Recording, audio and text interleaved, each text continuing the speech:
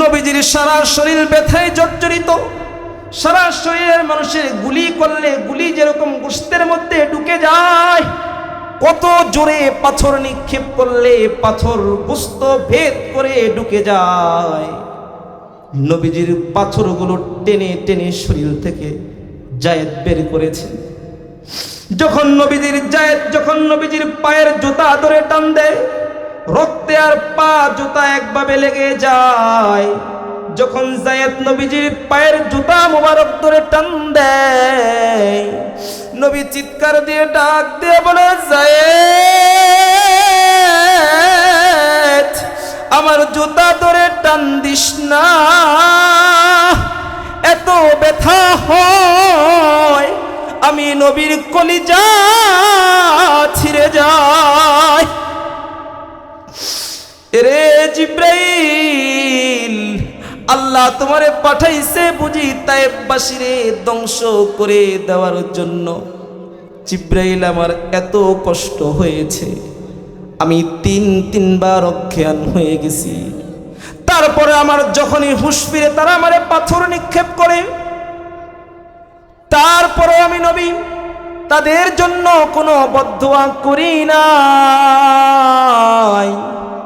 তুমি কিভাবে ভাবলা আমি অনুমতি দিব আর আল্লাহ কাফেরদেরকে ধ্বংস করে দিবেন? আমি নবী তো দুনিয়ায় মানুষরে ধ্বংস করবার জন্য আসি নাই, আমি তো কোনো মানুষের জন্য বদদুয়া করার জন্য আসি নাই। আমার আল্লাহ তো আমারে রহমাতাল লিল আলামিন করে দুনিয়াতে পাঠাইলেন। কেন রে দুনিয়ার মানুষ আমায় ভালোবাসে না? কেন রে তারা আমারে আদর করে না? তারা কি জানে না আমার জন্মের আগে আমার বাবা চলে গেছে? আমি জন্মের পরে আমার বাবারে দেখি নাই। আমি দূর পাহাড়ে দেখতাম ছোট ছোট বাচ্চারা খেলা করে, তাদের বাবা তাদের হাত ধরে, গুড়ায় হাত ধরে সন্ধ্যাবেলা কোলে করে বাড়িতে নিয়ে যায়। আমার বন্ধু সবাই যারা যারা বাবার সাথে সন্ধ্যাবেলা চলে যায়, কিন্তু আমি দাঁড়িয়ে থাকি। সূর্য ডুবে যায়, অন্ধকার নেমে আসে, তারপরেও আমারে নিতে কেউ আসে না। জন্মের পরে কোনোদিন বাবা বলে কাউরে ডাক দেই না।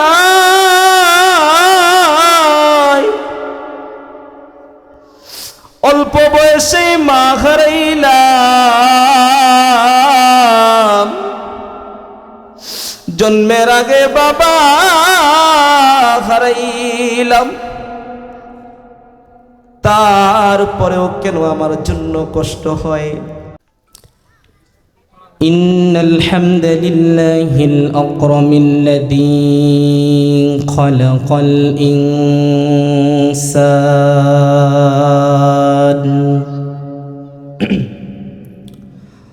وكرم وعلمه من البيان ما لم يعلم فسبحان الذي لا يحصى امتنانه باللسان ولا بالقلم نشهد أن لا إله إلا الله وحده لا شريك له ونشهد أن سيدنا وسندنا وحبيبنا ومولانا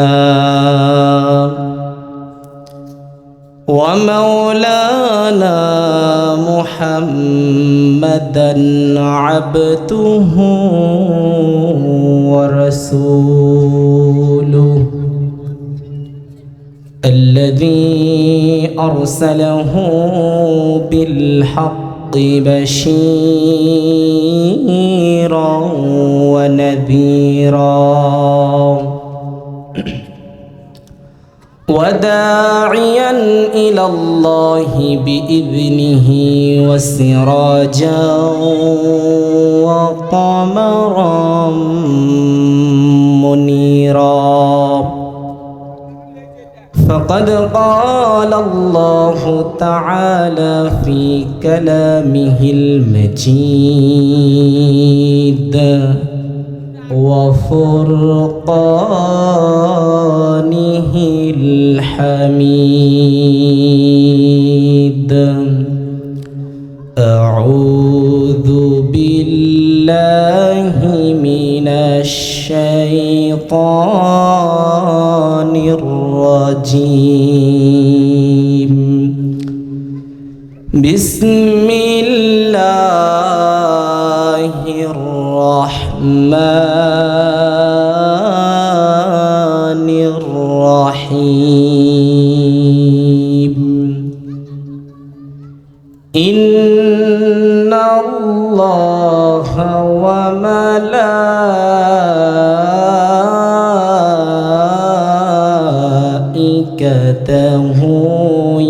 يصلون على النبي يا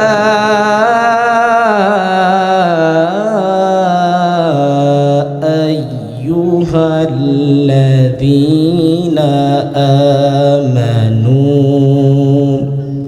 صلوا عليه وسلموا تسليما اللهم سيدنا مولانا محمد وعلى آل سيدنا مولانا محمد আমি যদি কখনো তায়েফে যাই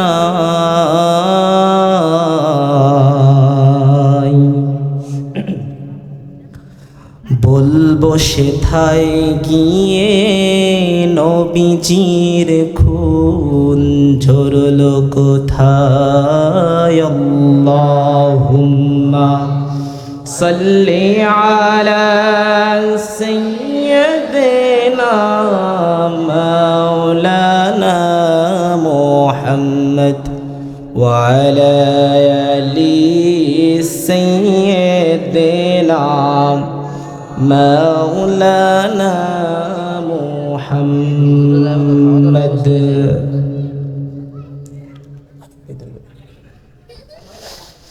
শিবে আবু তালিব সে কারাগার কাটলো সেথায় তোমার বহুদিন হলো পার না খেয়ে না ঘুমে কত রাত কেঁদে কেঁদে দিন কায়েমের তরে ধৈর্য ধরে ধরে হে রাসূল আল্লাহুম্মা সাল্লি আলা সাইয়্যিদিনা মাওলানা মুহাম্মদ ওয়া আলা আলি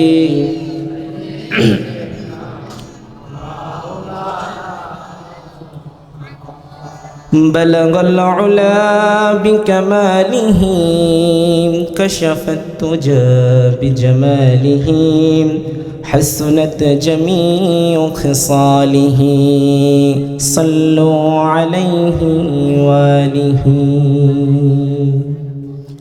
الحمد لله পেদাকান্দি বাইতুন নূর জামে মসজিদ ও যুব সমাজ এর উদ্যোগে এক বিশাল তাফসিরুল কোরআন মাহফিল। উক্ত মাহফিলের সম্মানিত সভাপতি আমার মাথার সিরে তাজ উলামায়ে কিরাম, আমার সামনে উপস্থিত যুবক ভাইয়েরা, বৃদ্ধ বাবারা, পর্দার আড়ালে আমার সম্মানিতা মা এবং বোনেরা, মহান আল্লাহ তাআলার দরবারে অসংখ্য অগণিত শুকরিয়া জানাই, যেই মহান রব্বুল আলামিন আমাদেরকে অত্যন্ত ভালোবেসে আমাদেরকে এই জান্নাতের বাগানে এনেছেন। আপনার কাছে মনে হতে পারে এটা একটি সাধারণ জায়গা, এটা পেদাকান্দি প্রাইমারি স্কুল মাঠ, কিছু লাইট, কিছু ছামিয়ানা, নিচে হোগলা বিছানো, এটা কি? এটা দুনিয়ার মানুষের কাছে একটি মাঠ, একটি প্যান্ডেল, একটি মজমা, খুব সাধারণ বিষয়। কিন্তু আল্লাহ পাক রব্বুল আলামিন পুরো আরশ জগতে ঘোষণা করে দিয়েছেন,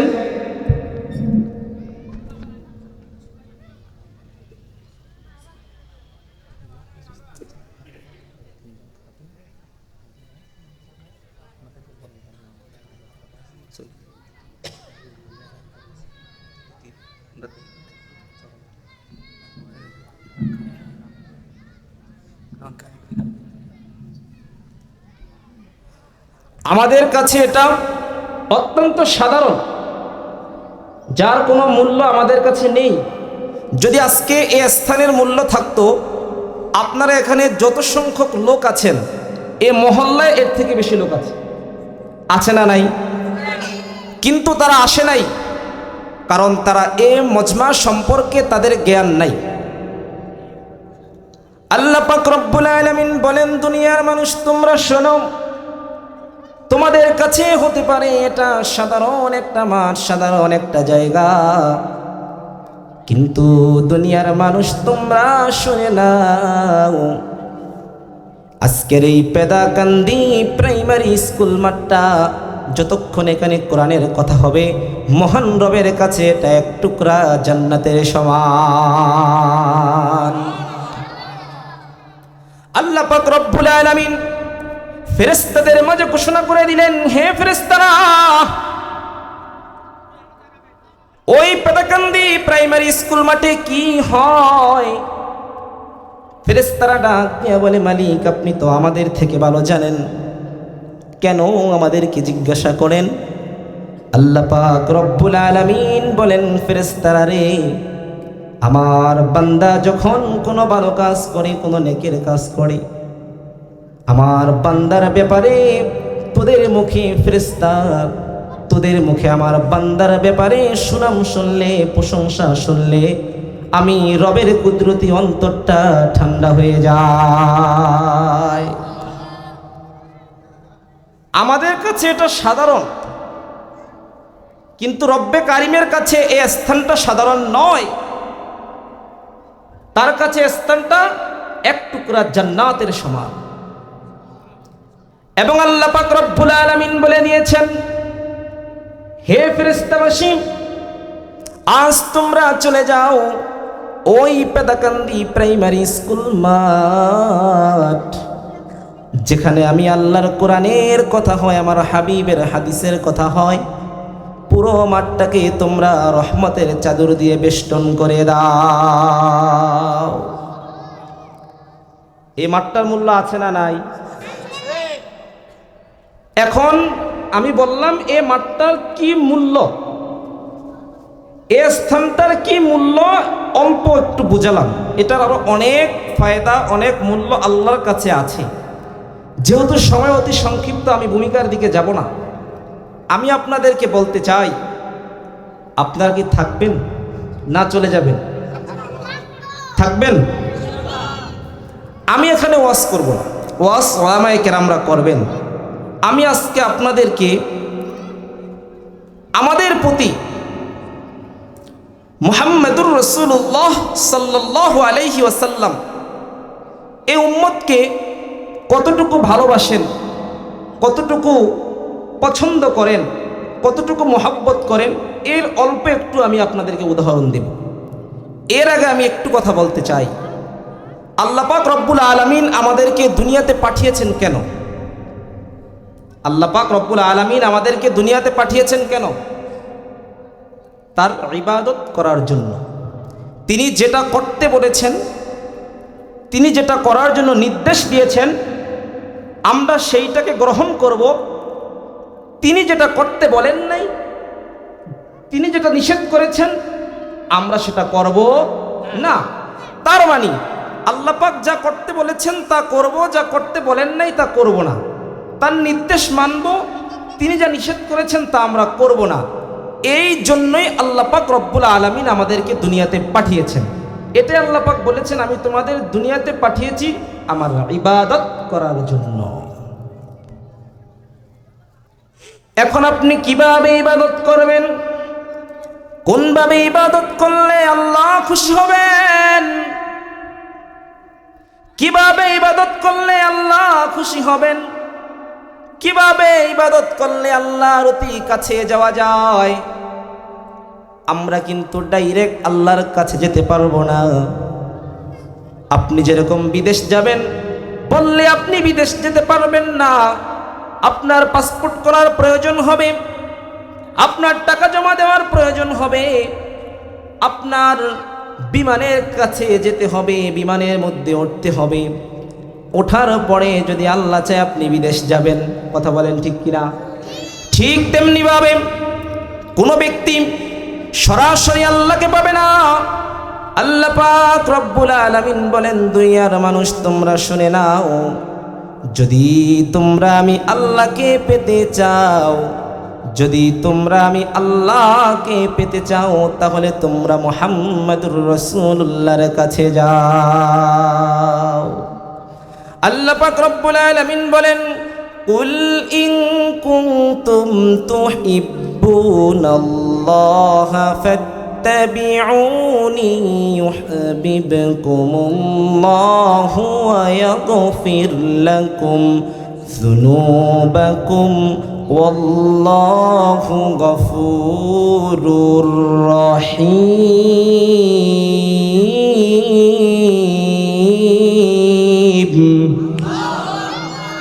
আল্লাহ পাক রব্বুল আলামিন বলেন, হে নবী আপনি বলে দিন, যদি আমার বান্দারা আমি আল্লাহকে ভালোবাসে, তাহলে আপনি বলে দিন তারা যাতে আপনার অনুসরণ করে। তারা যদি আপনার অনুসরণ করে, আমি আল্লাহ তাদেরকে ভালোবাসবো এবং তাদের সকল পাপ সমূহ ক্ষমা করে দেব। আল্লাহ কি বলেছেন? হে নবী আপনি বলে দিন, যদি আমার বান্দারা আমি আল্লাহকে ভালোবাসে, তাহলে তারা যেন আপনি নবীর অনুসরণ করে। এর মানে আল্লাহ কি বুঝাতে চাইলেন? মুহাম্মাদুর রাসূলুল্লাহকে অনুসরণ করলে, তার নির্দেশ মতো দেখানো পথে চললেই আমরা আল্লাহ তাআলার প্রিয় বান্দা হতে পারবো। কথা বলেন ঠিক কিনা? আর কোনো ব্যক্তি যদি আল্লাহ তাআলার প্রিয় বান্দা হয়ে যায়, তাহলে তার জন্য বরাদ্দ রয়েছে আল্লাহ তাআলার জান্নাত। পড়ি আলহামদুলিল্লাহ। কিন্তু আজ আমরা সেই নবী থেকে অনেক দূরে সরে এসেছি। আজ আমরা সেই নবীর আদর্শ থেকে অনেক দূরে সরে এসেছি। আজ আমরা সেই নবীর কষ্টের দিন স্মরণ করছি না। আজ সেই নবীর ব্যথায় আমাদের দিল ব্যথিত হচ্ছে না। আজ সেই নবীর কষ্টে আমরা কষ্ট পাচ্ছি না। আজ সেই নবীর দুশমনেরা নবীকে আঘাত করলে আমাদের হৃদয়ে রক্তক্ষরণ হচ্ছে না। এর মানে আমরা বুঝতে পারি আমরা এখনো পরিপূর্ণ মুহাম্মাদুর রাসূলুল্লাহর অনুসারী হতে পারি নাই। কথা বলেন ঠিক কিনা? আর মুহাম্মাদুর রাসূলুল্লাহর অনুসারী না হয়ে আপনি যদি হাজারো ইবাদত করেন, হাজারো বন্দেগী করেন, হাজারো নামাজ পড়েন, হাজারো রোজা রাখেন, যদি মুহাম্মাদুর রাসূলুল্লাহ আপনাকে উম্মত বলে পরিচয় না দেয়, রব্বে কারীম বলেন, নবী আপনি বলে দিন, আপনার দস্তখত ছাড়া, আপনার সাইন ছাড়া আমি আল্লাহর বান্দায়, আমি আল্লাহর খাতায় তার বান্দার নাম লেখা হবে না। এজন্য আল্লাহর বান্দার খাতায় নাম লেখাতে হলে মুহাম্মাদুর রাসূলুল্লাহ সাল্লাল্লাহু আলাইহি ওয়াসাল্লামের কাছেই যেতে হবে। এ নবী আমাদের জন্য কত কষ্ট করেছেন, মুহাম্মাদুর রাসূলুল্লাহ সাল্লাল্লাহু আলাইহি ওয়াসাল্লাম এই উম্মতের জন্য কত কষ্ট করেছেন, কত না কেঁদেছেন। নবী মুহাম্মাদুর রাসূলুল্লাহ সাল্লাল্লাহু আলাইহি ওয়াসাল্লামকে একবার হযরত ওমর ফারুক রাদিয়াল্লাহু তাআলা আনহু প্রশ্ন করেন, ইয়া রাসূলুল্লাহ ফাকাইফা তাসমাউ ইযা মিত্তা, হে নবী আপনি কবরে শুয়ে শুয়ে কি করবেন? নবী ডাক দিয়া বলে, ওমর আমি দুনিয়ায় আসার সময়ও এই উম্মতের জন্য কেঁদেছি। নবীজির মা হযরত আমেনা বলেন, আমার সন্তান মুহাম্মদ যখন দুনিয়াতে আসে, আমরা যারা দুনিয়াতে এসেছি আমাদের সকলের কান্নার ভাষা ছিল একরকম, যেই ভাষার কোনো অর্থ নাই, যেই ভাষার কোনো নাম নাই, যেই ভাষার কোনো ব্যাখ্যা নাই। মুহাম্মাদুর রাসূলুল্লাহ সাল্লাল্লাহু আলাইহি ওয়াসাল্লামের মা বলেন, আমার সন্তান মুহাম্মদ যখন দুনিয়াতে আসে রে, আমার মুহাম্মদ দুনিয়ার কোনো ভাষায় কাঁদে না, অন্য অন্য শিশুদের মতো কাঁদে না। আমার মুহাম্মদ যেদিন দুনিয়াতে এসেছে, আমার মুহাম্মদের প্রথম কান্নার ভাষাটাও ছিল রব্বি হাবলি উম্মতি। মুহাম্মাদুর রাসূলুল্লাহ ডাক দিয়ে বলেন, ওমর আমি নবী দুনিয়ায় আসার সময় উম্মতের জন্য কেঁদেছি, দুনিয়ায় থাকাকালীন সময়ও উম্মতের জন্য কেঁদেছি, দুনিয়া থেকে যাওয়ার সময়ও উম্মতের জন্য কেঁদেছি। আমি দুনিয়া থেকে চলে যাওয়ার পর ওই কবরের মধ্যেও আমি নবী এই উম্মতের জন্য কাঁদব। ফালা আজালু আকুলু ইয়া রাব উম্মতি, আমি কবরের মধ্যেও কাঁদব আমার উম্মতের জন্য।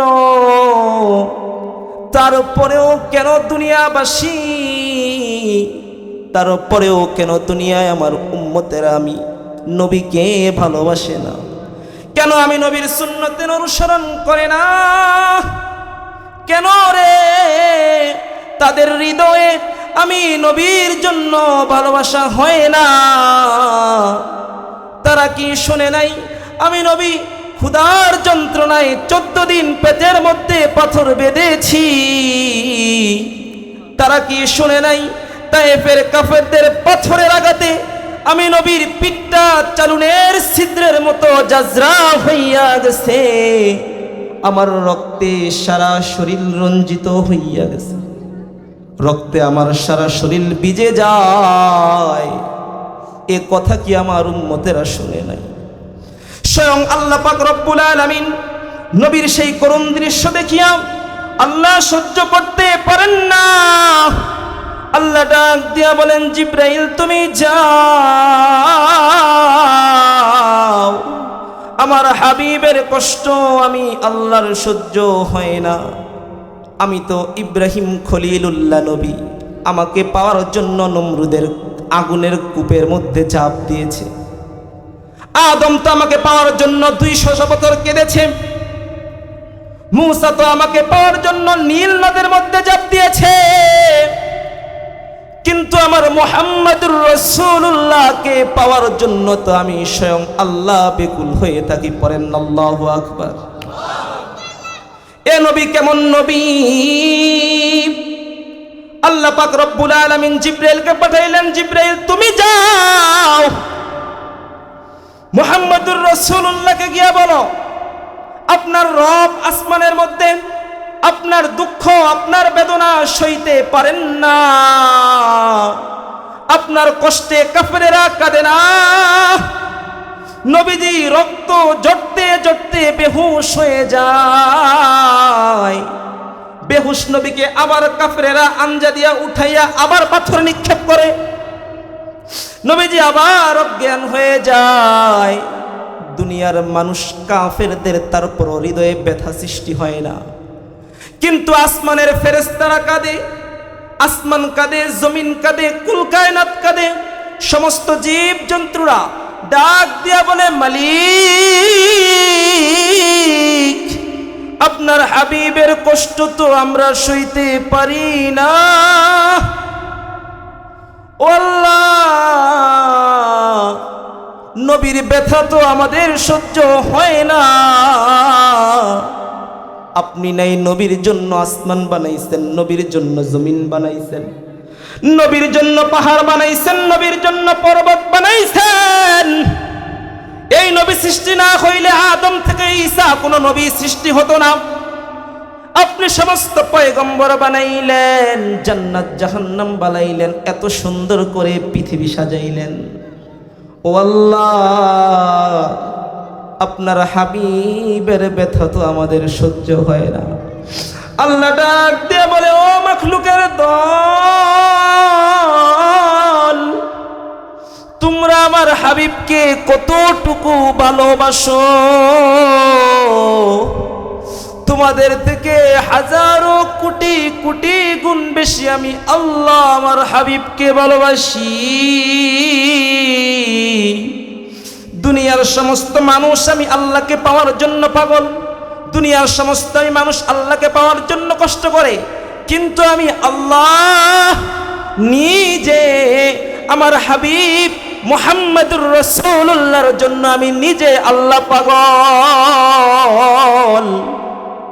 আমি আল্লাহর সহ্য হয় না। যাও যাও জিবরাইল, তুমি যাও, তুমি আমার হাবিবের কাছে গিয়ে বলো, যদি আমার হাবিব অনুমতি দেয় আমি মুহূর্তের মধ্যেই তায়েফবাসীকে ধ্বংস করে দিব।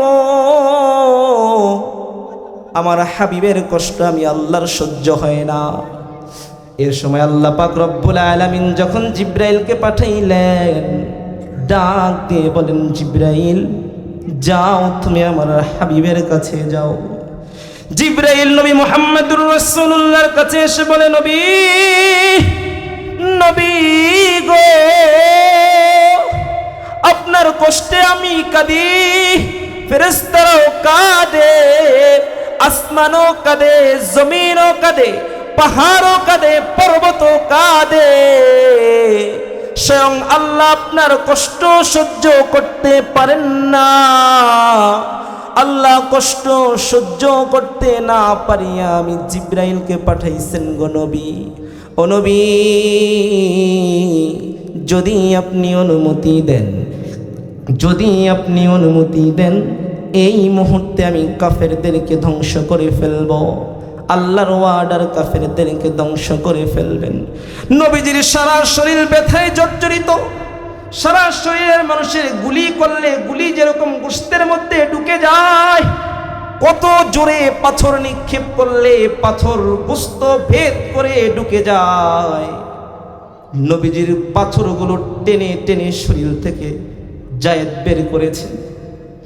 যখন নবীজির পায়ের জুতা ধরে টান দেয়, রক্তে আর পা জুতা একভাবে লেগে যায়। যখন জায়েদ নবীজির পায়ের জুতা মোবারক ধরে টান দেয়, নবী চিৎকার দিয়ে ডাক দিয়ে বলে, জায়েদ,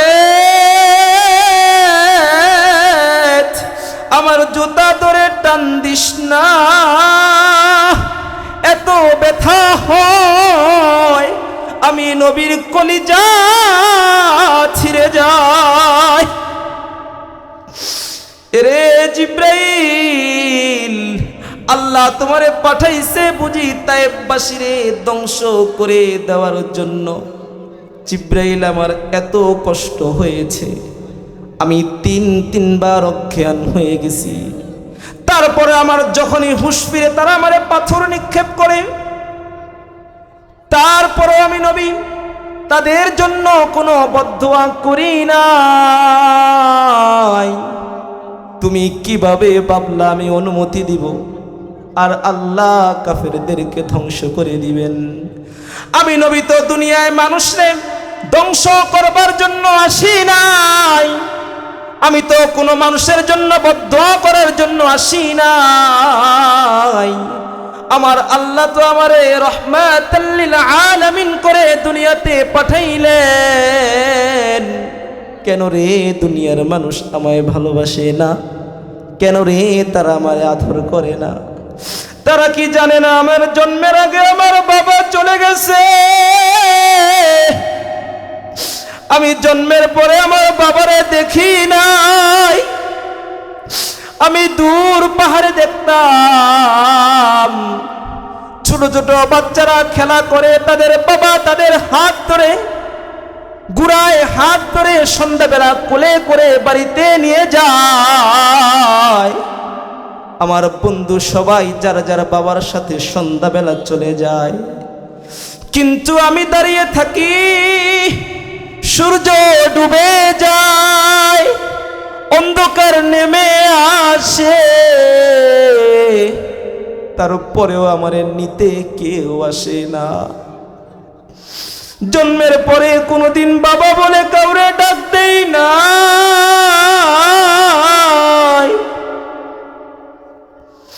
অল্প বয়সে মা হারাইলাম,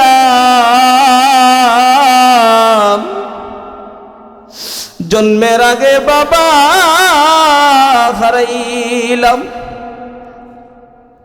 তারপরেও কেন আমার জন্য কষ্ট হয়? তারপরেও কেন তাদের আমার জন্য মায়া লাগে না? কেন রে আমার জন্য একটু মায়া লাগে না? জিবরাইল তুমি যাও, আল্লাহকে ডাক দিয়া বলো, আল্লাহ আপনার হাবিব আমাকে জানিয়েছেন তায়েববাসী তারে যে পাথর নিক্ষেপ করেছে তার সারা শরীর ব্যথায় জর্জরিত হয়ে গেছে। তারপরেও এই তায়েববাসীর ব্যাপারে আমি নবী কোনো বদদোয়া দেব না। কেমন নবী পেয়েছে, কেমন নবী! তিনবার ব্যথার যন্ত্রণায় অজ্ঞান হয়ে গেলেন, তারপরও মানুষের জন্য বদদোয়া করেন নাই। সেই নবীর উম্মত হলাম আমরা। কিন্তু সেই মুহাম্মাদুর রাসূলুল্লাহকে আমরা চিনতে পারলাম না।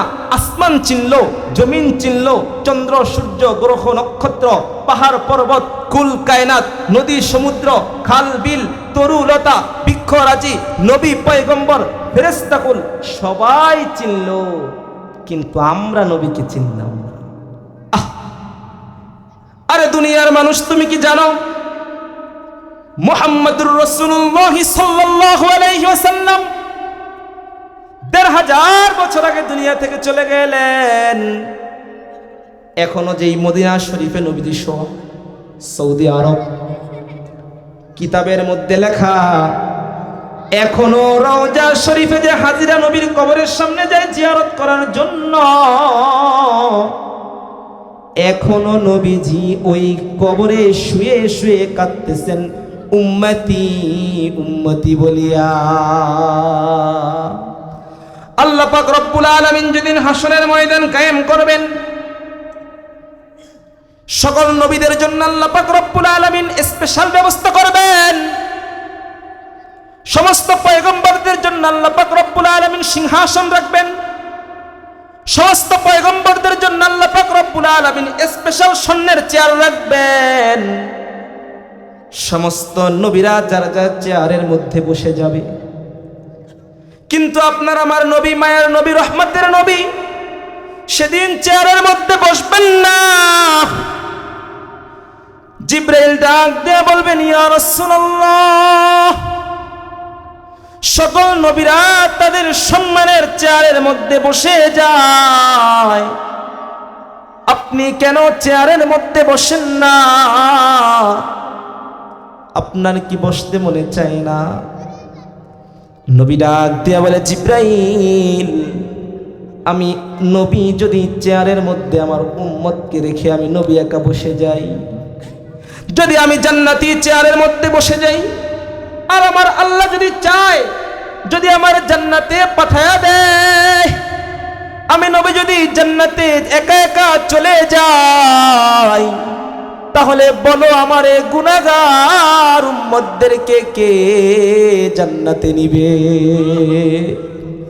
এজন্য আমি নবী চেয়ারের মধ্যে বসি না। আমি নবী দাঁড়ায় দাঁড়ায় আমি আল্লাহর কাছে কাছে বলি, আল্লাহ, দুনিয়ায় আপনার কাছে তেমন কিছু চাই নাই। একবেলা খেয়েছি, একবেলা না খেয়ে থেকেছি, দামি একটা কাপড় পরি নাই, দামি একটা বিছানায় ঘুমাই নাই, দামি একটা কাপড় পরি নাই, দামি একটা খাবার খাই নাই। আল্লাহ, আপনার কাছে তেমন কিছু চাই নাই। আপনি বলছেন পয়গম্বর, আপনি যদি বলেন আপনার জন্য উহুদ পাহাড় আমি স্বর্ণের পাহাড় বানায় দিব, তারপরেও আমি পয়গম্বর আপনার কাছে কিছু চাই নাই। ও আল্লাহ, আজকে আপনি আমারে খালি ফিরাইবেন না মালিক, আজকে কিন্তু আমি খালি যাব না। এই কথা বলিয়া নবী সিজদার মধ্যে পড়িয়া অজোরে কাঁদতেছেন। নবীজির কান্না দেখা সমস্ত আরশের ফেরেশতারাও কাঁদতেছেন। যেই ময়দানে সমস্ত নবীরা বলতে থাকবে নফসি নফসি নফসি, নবী ঈসা বলেন ওই কঠিন ভয়াবহ দিনে আমার নিজের চিন্তায় আমি আমার মায়ের কথা, মারিয়ামের কথা ভুলে যাব। নবী বলতেছেন আমি আমার মায়ের কথা বলে যাব, উম্মতটা দূরের কথা। কিন্তু আপনার আমার নবী সেই কঠিন ভয়াবহ দিন, যেই দিন সমস্ত নবীরা বয়ে থাকবেন, পিতা মাতা দূরের কথা, উম্মত দূরের কথা, পিতা মাতারই খবর থাকবে না। সেই কঠিন ভয়াবহ ময়দানে আপনার আমার নবী সিজদায় পড়ে কাঁদবেন আর বলবেন উম্মতি উম্মতি উম্মতি। নবীজির কান্না দেখি আল্লাহ পাক রব্বুল আলামিন কিছুক্ষণ চুপ থাকার পর নবীজির কান্নায়, নবীজির ব্যথায় সারা আরশ কেঁপে উঠবে। আল্লাহ পাকের লৌহে মাহফুজ কাঁদতে শুরু করবেন, আরশে আজিম কাঁদতে শুরু করবেন। আল্লাহ পাক রব্বুল আলামিন ডাক দিয়ে বলবেন হাবিব,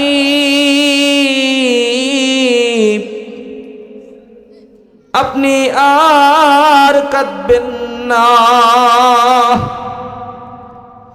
দুনিয়ার বুকে আপনি কম কাঁদা কাঁদেন না। মানুষ মারত, বাবা নাই, বাবার কাছে যেতে পারতেন না।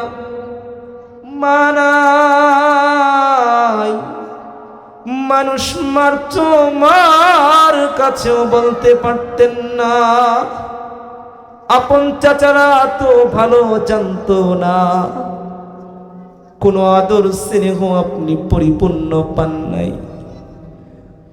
নবুয়তের 23 বছর, হায়াতের 63 বছর, পুরাটা জিন্দেগি তো কষ্টে কষ্টে কষ্টে কষ্টে, ব্যথায়, অপমান, লাঞ্ছনায় কাটাইলেন গো হাবিব। আজ আপনি আমি আল্লাহর কাছে আসছেন, আজ আপনি আমি বন্ধুর কাছে আসছেন, আজ আপনি আমার বন্ধুর কাছে আসছেন। আমি আমার বন্ধুকে কাছে পেয়েছি। আজকে আমি আল্লাহ আপনাকে আর কাঁদতে দিব না গো হাবিব। বলেন না আপনি কি চান গো হাবিব, একটু বলেন না আপনি কি চান। এই কথা বলার পর নবী মাথা উঠাবেন। নবী মাথা উঠিয়ে আরশের দিকে, আল্লাহর দিকে তাকায় বলবেন মালিক, দুনিয়ার সমস্ত নবীরা তো দুনিয়ার বুকে আপনার কাছে একটা স্পেশাল দোয়া করেছিল। আপনি তো আমাকে একটা স্পেশাল দোয়া করার সুযোগ দিয়েছিলেন, বলেছিলেন। কিন্তু নবী, দুনিয়ার বুকে আমি সেই দোয়াটা করি নাই।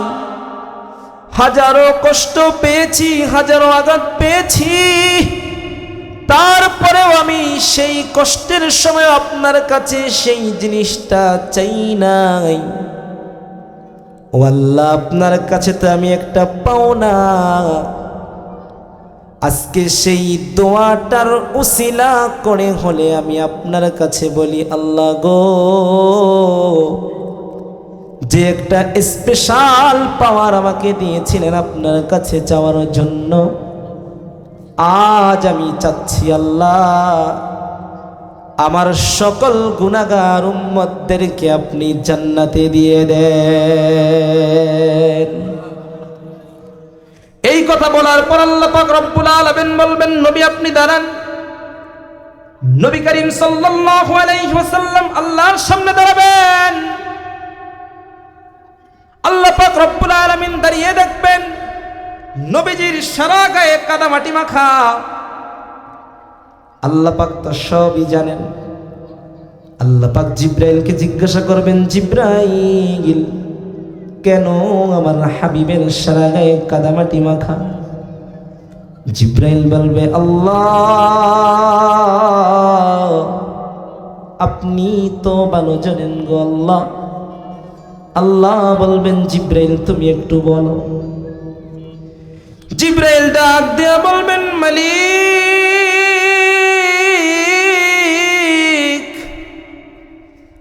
আপনার পয়গম্বর কবরের মধ্যে উম্মতের জন্য কাঁদতে কাঁদতে চোখের পানিয়ে কবরের মাটি কাদা বানায় ফেলছেন। সেই কাদা মাটির মধ্যে গড়ায়া গড়ায়া কাঁদছেন, উম্মতি উম্মতি। হে যুবক ভাই, আজকে সেই নবীর জন্য তোমার অন্তরে মোহাব্বত নাই। সেই নবীর ভালোবাসায় সবাই একবার ডাক দেয়া বলেন না, ইয়া রাসূলুল্লাহ। ডাক দেয়া বলেন না, ইয়া হাবিবাল্লাহ। ডাক দেয়া বলেন, ইয়া আল্লাহ। আমরা সবাই আপনার নবীকে, আমাদের নবীকে অন্তরের সমস্ত ভালোবাসা দিয়ে ভালোবাসি। আল্লাহ যখন জিগাইবেন, ওগো পয়গম্বর, আপনার শরীরে কেন কাদা মাটি মাখাম? জিব্রাইল উত্তর দিবেন, আল্লাহ, আপনার নবী কবরের মধ্যে উম্মতের জন্য কাঁদতে কাঁদতে কবরের মাটিগুলো কাদা বানায় ফেলছেন। ওই কাদা মাটির মধ্যে গড়ায় গড়ায় কাঁদছেন, যাতে দুনিয়ার শ্রেষ্ঠ নবী, নবীকুলের শিরোমণি মুহাম্মাদুর রাসূলুল্লাহ যদি আপনার সামনে কাদা মাটি অবস্থায় দাঁড়ায়, যে ব্যক্তি আপনার প্রিয় সে যদি আপনার সাথে অসহায় অবস্থায় থাকে, যে ব্যক্তি আপনার কাছে প্রিয় সে যদি আপনার সাথে কষ্টের সাথে দাঁড়ায়, আপনার দেখে তার জন্য মায়া হবে কি হবে না?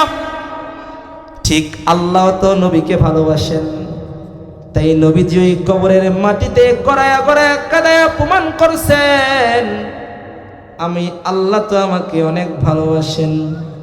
যদি আমার এই কাদা মাখা শরীরটা দেখা আমার আল্লাহর একটু মায়া হয়, আর ওই মায়ার কারণে হলেও যদি আমার গুনাহগার উম্মতকে মাফ করে দেয়। আমার সম্পূর্ণ সময় যেহেতু সংক্ষিপ্ত, আরো বিস্তারিত কথা ছিল বলতে পারলাম না। আমাদের সম্পূর্ণ জীবনটা কাটাতে হবে মুহাম্মাদুর রাসূলুল্লাহ সাল্লাল্লাহু আলাইহি ওয়াসাল্লামের অনুসরণ অনুকরণের মাধ্যমে। কারণ আল্লাহ কোরআনের মধ্যেই তো বলে দিয়েছে, নবী আপনি বলে দিন, যদি আমি আল্লাহকে কোনো কেউ ভালোবাসে, কোনো বান্দা ভালোবাসে, তাহলে সেজন্য আপনাকে অনুসরণ করে। তার মানে এই আয়াতের অর্থ থেকে আমরা বুঝতে পারলাম, আল্লাহকে ভালোবাসতে হলে নবীকে ভালোবাসতে হবে। নবীকে ভালোবাসা ছাড়া আল্লাহর ভালোবাসা পাওয়া যাবে না।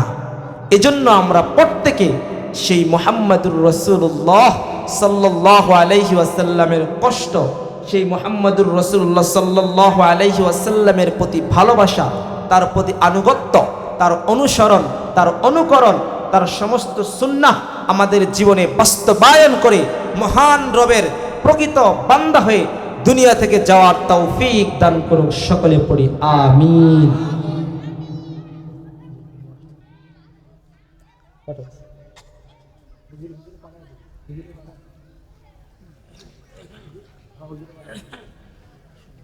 সেই নবীকে ভালোবাসতে পারলে আমাদের কি হবে? জীবন ধন্য হয়ে যাবে। এজন্য আমরা সকলেই আমাদের হৃদয়ের সমস্ত ভালোবাসা উজাড় করে নবীকে ভালোবাসবো। রাজি আছি তো? রাজি আছি তো? সবাই সেই নবীকে ভালোবাসবো, সেই নবীর অনুসরণ করব, তাহলে আমরা আল্লাহ তাআলার প্রিয় হতে পারবো। প্রিয় ভাইয়ারা, যদি আমার কথায় কোনো ভুল হয়ে থাকে তাহলে আপনারা আমাকে আল্লাহর কাছে প্রথম মাপ চেয়ে আপনাদের কাছে ক্ষমা চাই। আল্লাহ পাক রব্বুল আলামিন